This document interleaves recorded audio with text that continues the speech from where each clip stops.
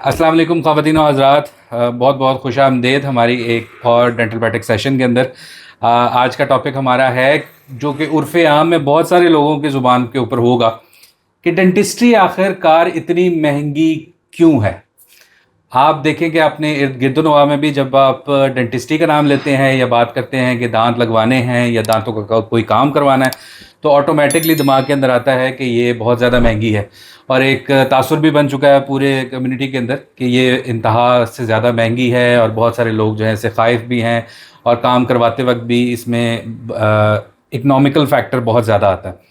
तो हम आज की अपनी इस बैठक सेशन को इसी के नज़र करेंगे कि आखिरकार डेंटिस्ट्री इतनी महंगी क्यों है और कोशिश करेंगे कि हम आपको समझा सकें कि डेंटिस्ट्री में महंगाई आपको क्यों लगती है।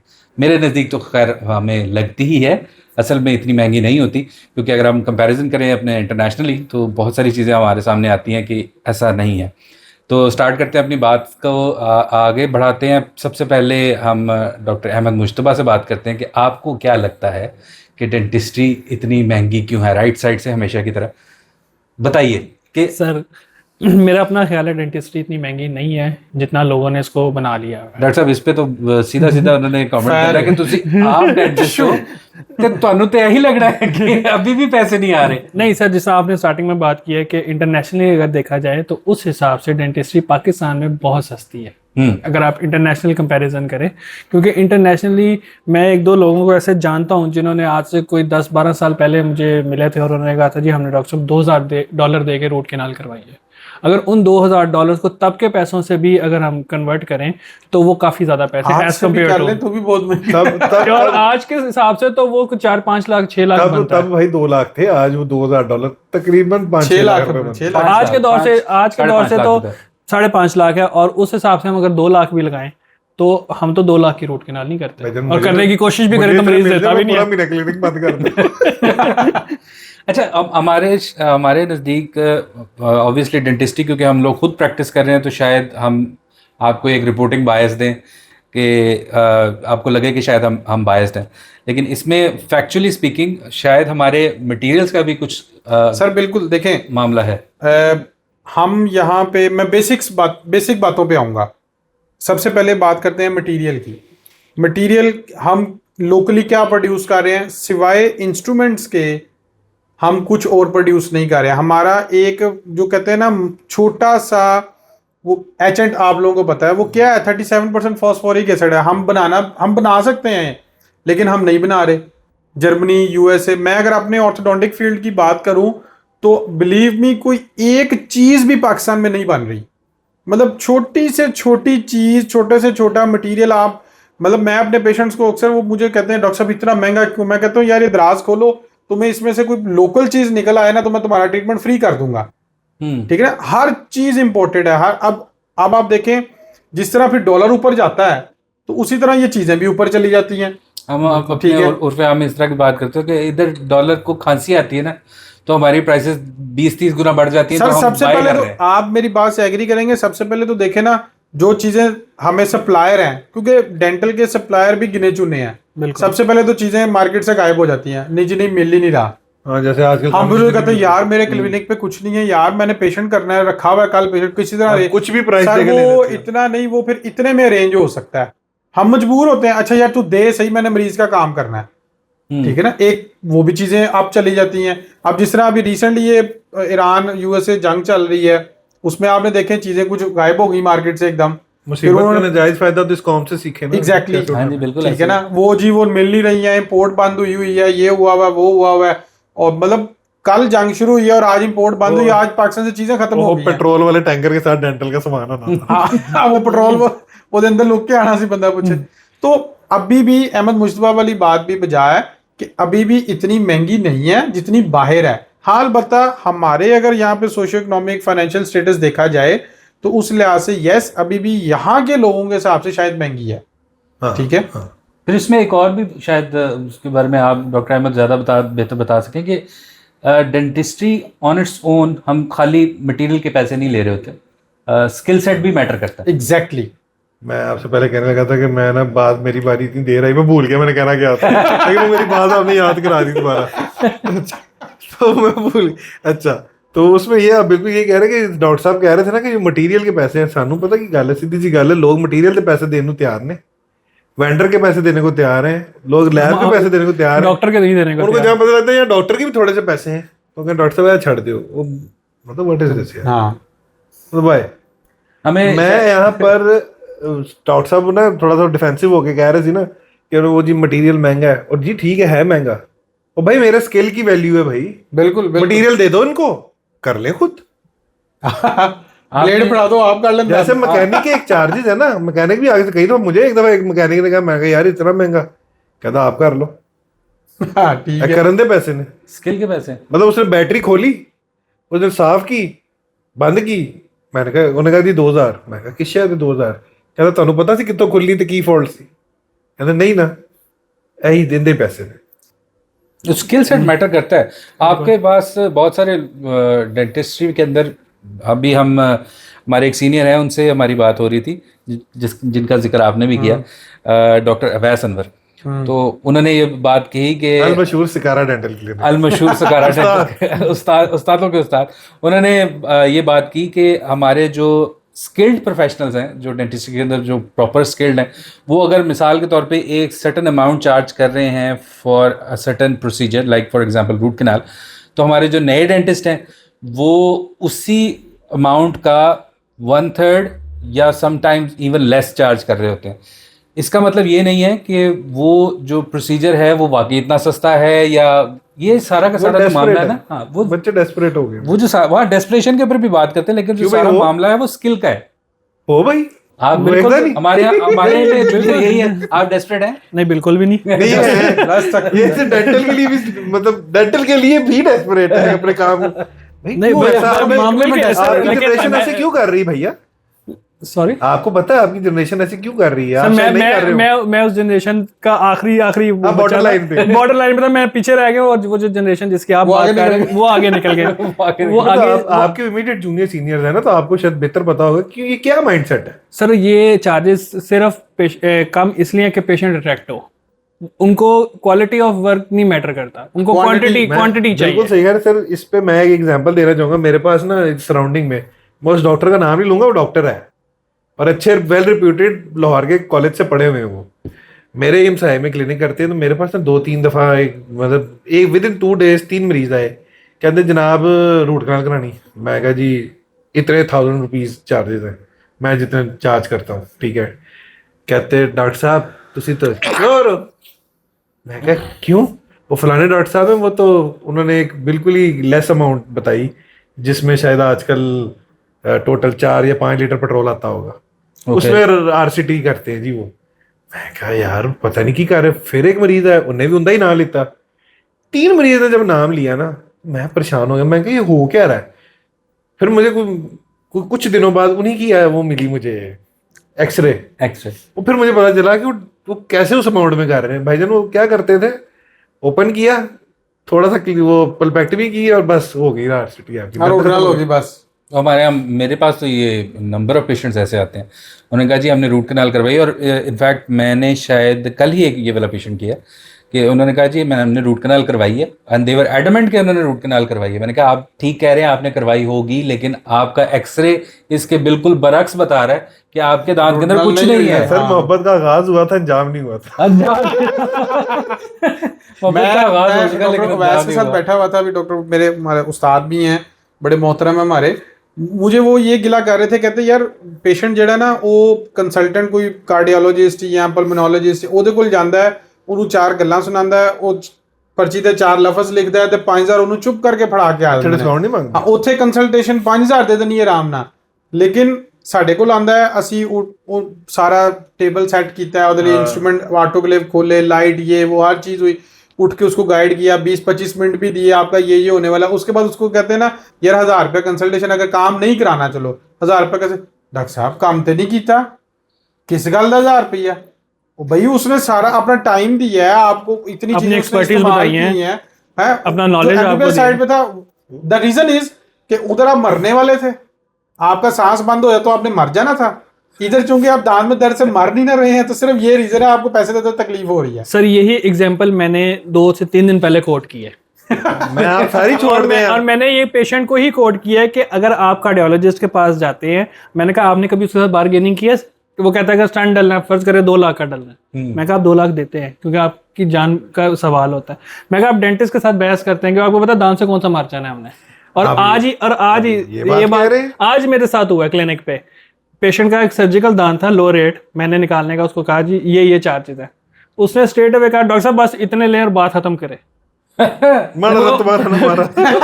और मुझे वाकई लगा मैं क्लिनिक नहीं, मैं किराने की दुकान पे बैठा हूँ जहाँ में बैठे हुए हैं। Exactly, sir। बॉस यही तो फर्क है ना। देखें अब आप एमबीबीएस साइड पे क्यों जा रहे हैं, आप अपने इधर आए ना कि यही अगर 8 की वजह चक्कर में अगर वहाँ आप लोअर 8 के इंफेक्शन के लिए तो आपसे बहस करेंगे। बिल्कुल यही जब खुदा ना खास्ता कैंसर की सर्जरी के बाद इसी डेंटिस्ट जो मैक्सिलोफेशियल सर्जन होगा उसके बाद जाएंगे तो वहाँ पे 20-20 लाख रुपया भी भर लेंगे। मामला ये है कि वहाँ डिस्काउंट नहीं मांगेंगे। हमारे यहाँ ये ट्रेंड सेट करने वाला कौन है?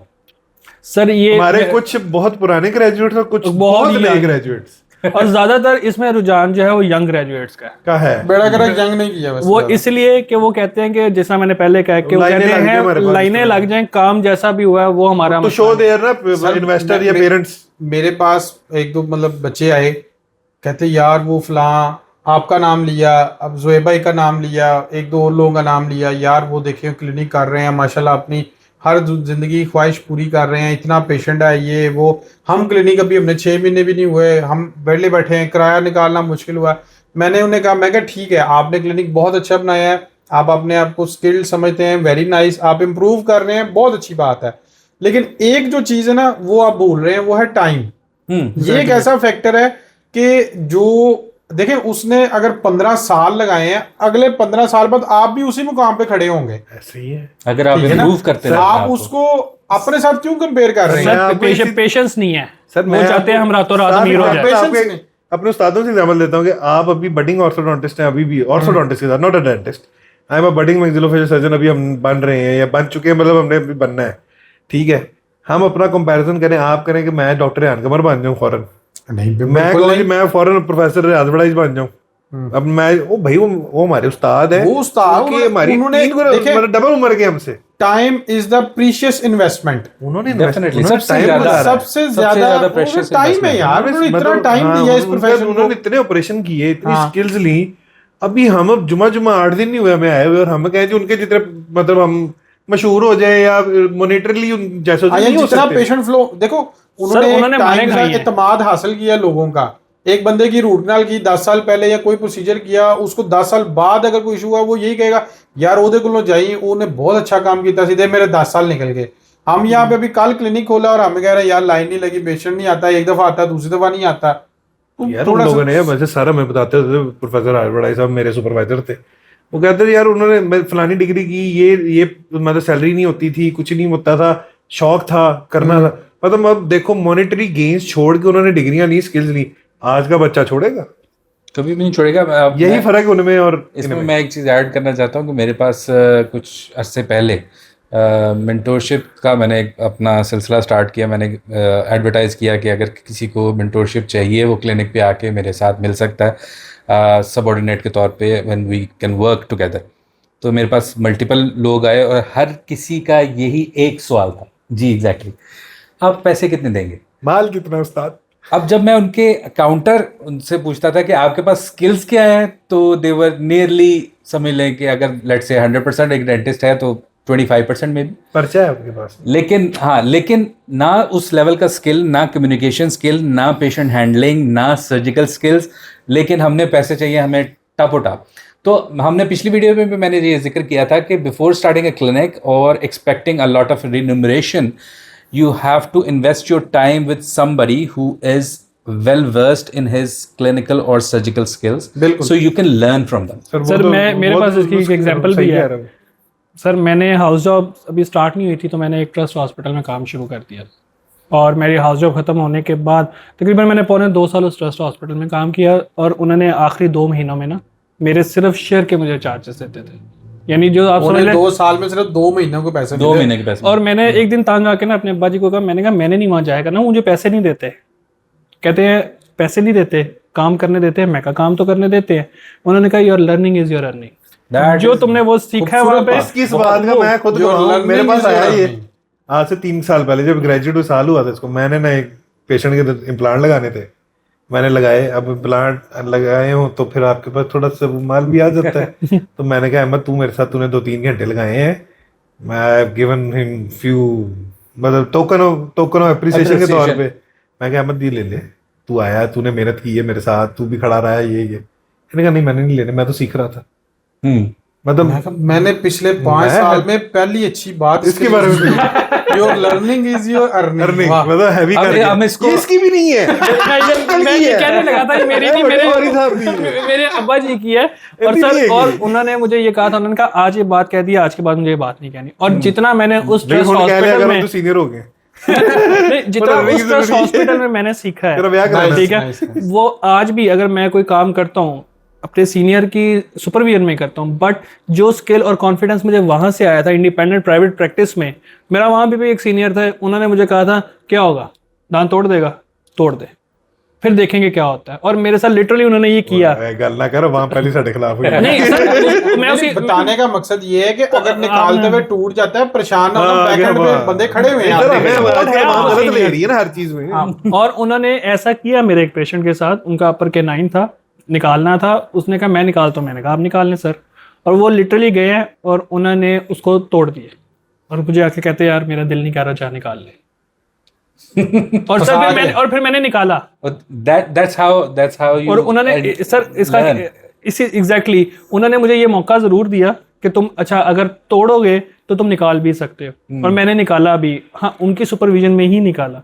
वहां से हमें ये एक्सपीरियंस आज तक है। और इवन प्राइवेट प्रैक्टिस भी इंडिपेंडेंट करते हैं, लेकिन उसमें इतना स्किल है कि यार हाँ ये काम शुरू करेंगे तो इसको कर लेंगे। लेकिन आपकी इस बात में डॉक्टर साहब ने बार वर्ड यूज किया तोड़ने का।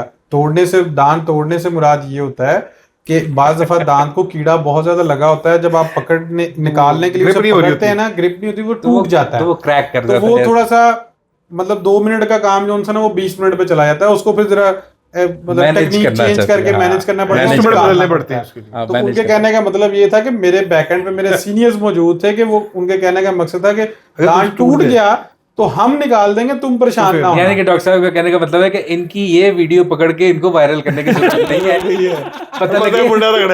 पता लगे सानू एक और नोटिस आया हुआ कि हाजी ओ फलानी जगह है, नहीं साडा मुंडा सरकारी नहीं है जो कर रहा है कर।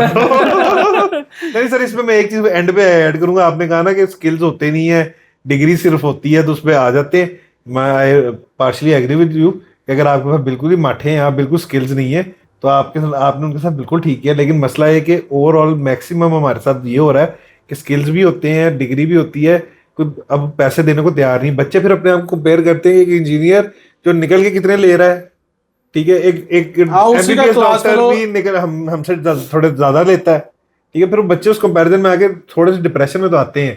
अब यहाँ पे जो देने वाला क्लिनिक है, जो अमीर भी है, जो को अफोर्ड भी कर सकता है, वो एक स्किल्ड डॉक्टर को नहीं पैसे देने को तैयार। तो आप फिर मैं आपकी बात से यहाँ मैं एग्री करूंगा, तो अनस्किल्ड को क्यों कोई देगा। ये तो है। हम अपनी बात का इख्तिताम करते हैं सबसे पहले उन मरीज़ों के लिए जो ये समझते हैं कि डेंटल कंसल्टेशंस जो है वो फ्री होती हैं या होनी चाहिए। नहीं होती। खुदारा हम लोग भी वहाँ पर काम कर रहे हैं, हम आपको अपना टाइम भी दे रहे हैं, हम आपको अपनी एक्सपर्टीज़ भी दे रहे हैं, और हम आपको डेफिनेटली एक ट्रीटमेंट प्लान भी दे रहे हैं, जिसके तहत जिसको नज़र में रखते हुए आप अपना पूरा का पूरा ट्रीटमेंट प्लान भी कर सकते हैं, इकोनॉमिकली भी उसको मैनेज कर सकते हैं। ये सारा काम जो है वो हमें चंद लम्हों में नहीं आया, हमने इसके ऊपर अपना टाइम खर्च किया है, हमने अपना पैसा खर्च किया है, हमने लर्न किया है, और उसके बाद ही हम इस लेवल पे पहुँचे कि हम आपकी दर्द का मदावा कर सकें। और उन तमाम डेंटिस्ट के लिए जो कि इस वक्त परेशान हैं कि उनके पास लाइनें नहीं लगी हुई, जैसे डॉक्टर साहब कह रहे थे, या उनके पास पेशेंट नंबर बहुत कम है, या वो उस तरह से चार्ज नहीं कर पा रहे, या उस तरह से काम नहीं कर पा रहे, तो उन सारे डेंटिस्ट को मैं एक बात कहना चाहता हूँ कि सबसे पहली बात, comparison is the killer of Joy. जैसे ही आप अपने आप को कंपेयर करने लगेंगे, you will kill all the Joy out of your dentist. मुझे लगा कहने लगे या तो विन है या लर्न है। तो और दूसरे नंबर पे ये बात आपकी बिल्कुल ठीक है, either you win or you learn, ठीक है।